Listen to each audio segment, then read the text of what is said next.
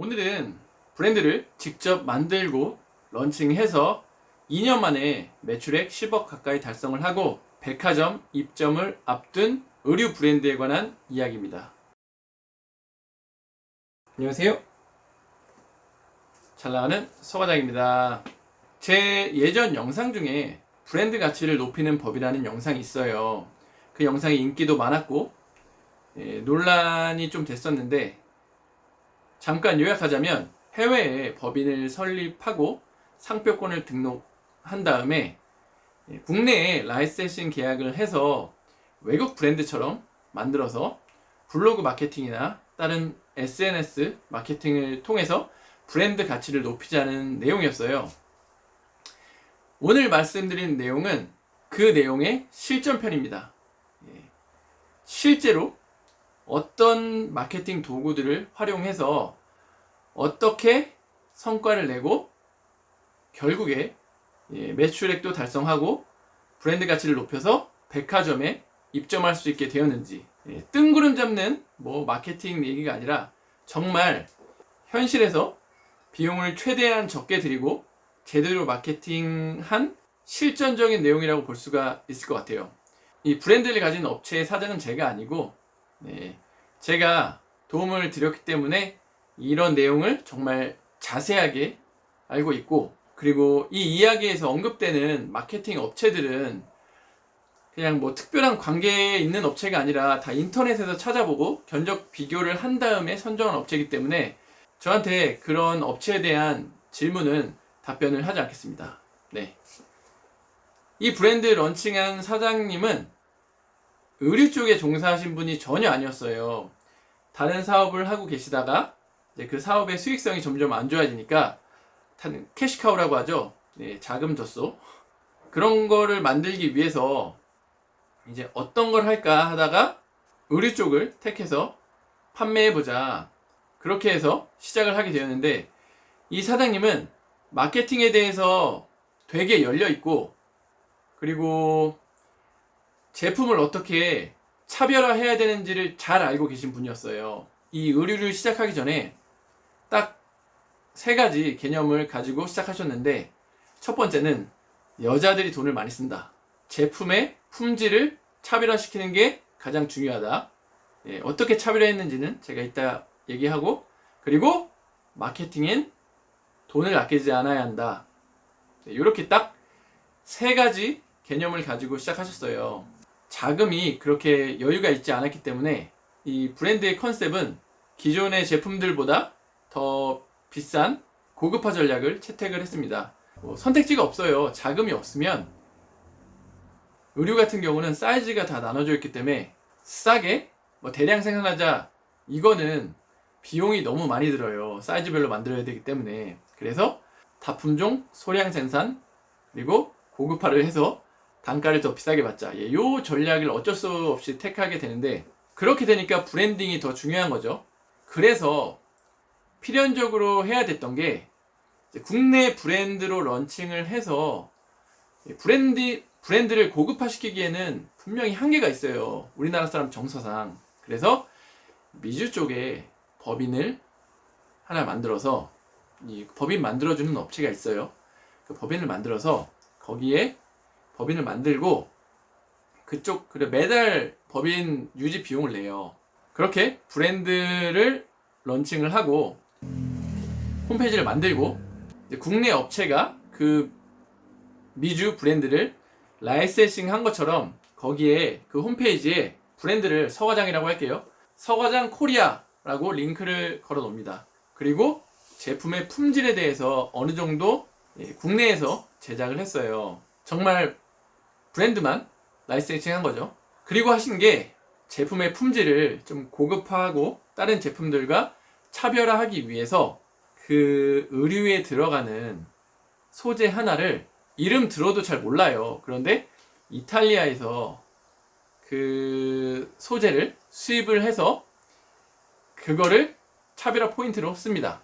지금까지 만들어 놓은 건 브랜드가 미주 거고, 그리고 제품에 이탈리아 수입산 소재가 들어갔어요.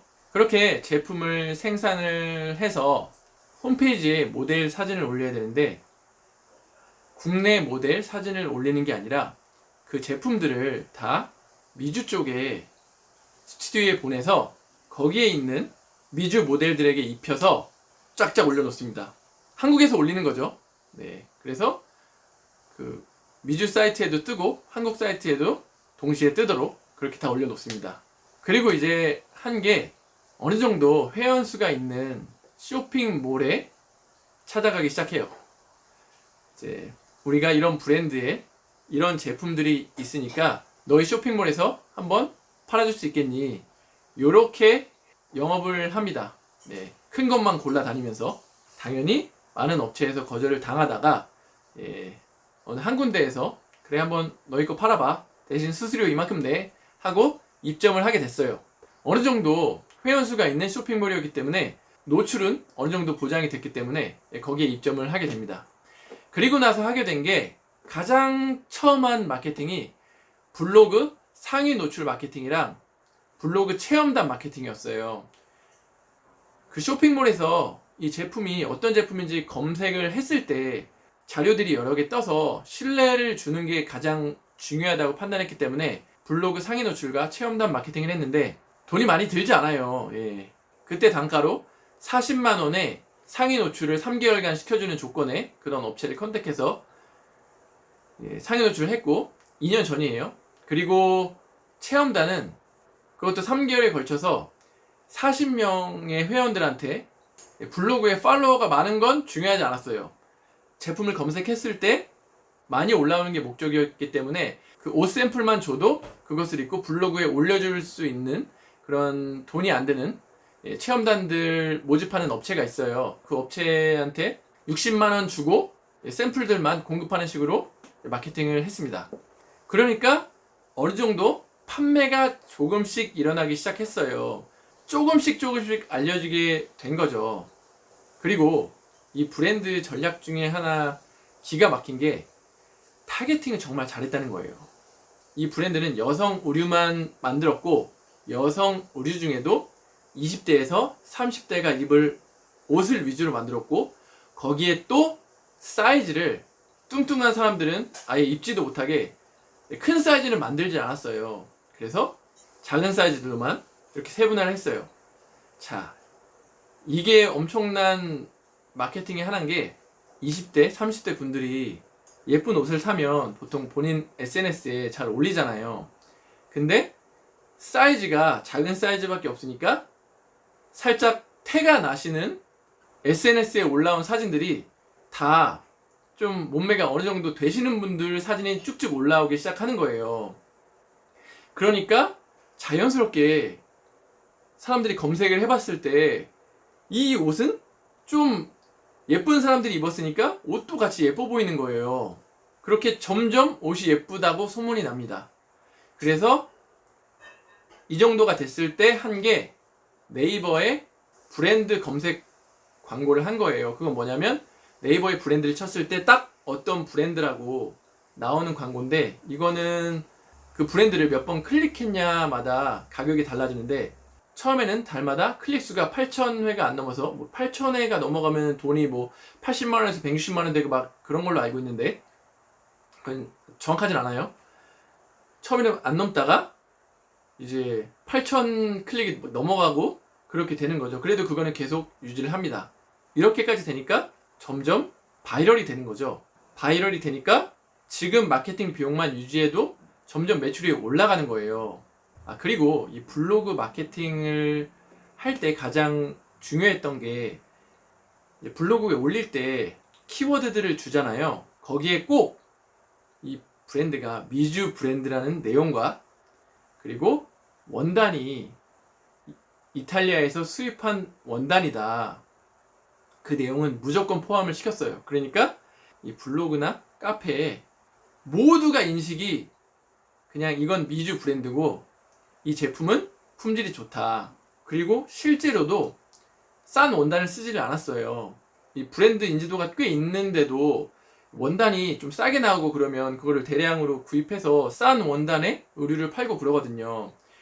이 사장님은 원칙이 품질은 무조건 좋아야 된다. 네, 그래서 그런 저렴한 원단을 사용하지 않으니까 이제 정말 브랜딩이 되면서 그 품질까지 좋으니까 이 제품은 안 틀 수가 없는 거예요. 그리고 이제부터 SNS 광고를 넘어가는데 어떤 플랫폼을 선택을 해야 맞나요? 여자 의류 쪽은 인스타 쪽을 선택하는 게 맞죠. 제품이 어떤 것이냐, 그리고 타겟팅이 누구냐에 따라서 SNS 집중하는 플랫폼이 달라지죠. 당연히 다 하면 좋지만 선택과 집중을 해야 된다면 지금 이 여성을 공략한 의류는 당연히 인스타로 가야 됩니다. 그래서 어느 정도 수익이 있고 자본이 되니까 인스타에 팔로워가 어느 정도 있는 분들과 콜라보를 해가지고 이제 마케팅을 합니다. 네. 이렇게 마케팅을 하니까 어느 정도 의류 시장에 알려져서 백화점에서 먼저 팝업 스토어를 한번 했으면 좋겠다라는 제의가 들어오고, 그 팝업 스토어를 했을 때 또 전략적으로 팝업 스토어용 에디션을 만들어서 다른 쇼핑몰에서는 못 팔게 하고 딱 팝업 스토어 시에만 팔게 하니까 또 한정판 다들 좋아하지 않습니까? 뭐 직장인분들은 연차를 내시고 와서 사가시고, 또 어떤 분들은 구매를 대행해 주시는 분한테 맡겨서 직접 사가시고, 그러니까 팝업 스토어 하자마자 매출을 엄청 찍은 거예요. 그러니까 당연히 거기 있는 백화점 관계자가 놀라죠. 이제 놀라면서 백화점 입점을 시켜주겠다 하니까 이제 배짱을 튀깁니다. 네. 우리는 에스컬레이터 옆에 괜찮은 매장이 아니면 들어갈 이유가 없다 하니까 갑자기 그 옆 매장을 뺏어 주겠다, 이런 제안까지 들어옵니다. 지금까지 이야기를 들으신 마케팅 중에 한 번이라도 안 들어본 마케팅은 거의 없으실 거예요. 마케팅에 관심이 있으신 분들이라면. 그래서 제가 드리고 싶은 말은, 그런 완전 특별한 마케팅 기법은 찾기 힘들고 기존에 있는 마케팅 기법을 어떻게 제품에 맞게 활용하느냐가 정말 관건이고, 중요한 건 이제는 타겟팅이 명확해야 되고 제품을 세분화해야 되고 품질에 차별화를 시키는데 무조건 포인트가 있어야 된다. 요거를 강조해 드리면서, 여담으로 처음에는 쇼핑몰한테 되게 굽신굽신하며 다녔잖아요. 근데 이제 백화점에 들어가게 되면 가격 관리한다고 쇼핑몰이랑은 거래하지 말라고 이제 지침이 내려오거든요. 그럼 이제 2년 만에 상황이 180도 바뀝니다. 네. 그 쇼핑몰 사장들이 제발 우리만은 좀 팔게 해달라고. 이게 참 재밌는 것 같아요. 그래서 결론은 언제 어떻게 바뀔지 모르니까 항상 겸손하게 사람을 대하자. 네. 이렇게 결론을 내리면서 영상을 마치겠습니다. 오늘도 긴 영상 시청해주셔서 감사하고 다음 영상에서 뵙겠습니다. 그리고 긴 영상을 봐주신 보너스로 얼마 전 영상에 저희 중국 직원 소개 영상을 올렸는데,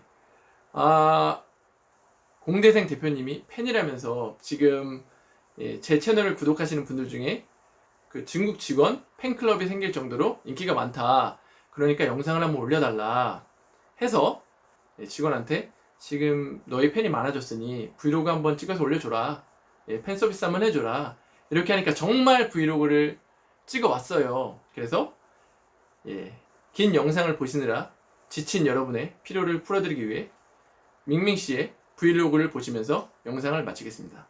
감사합니다.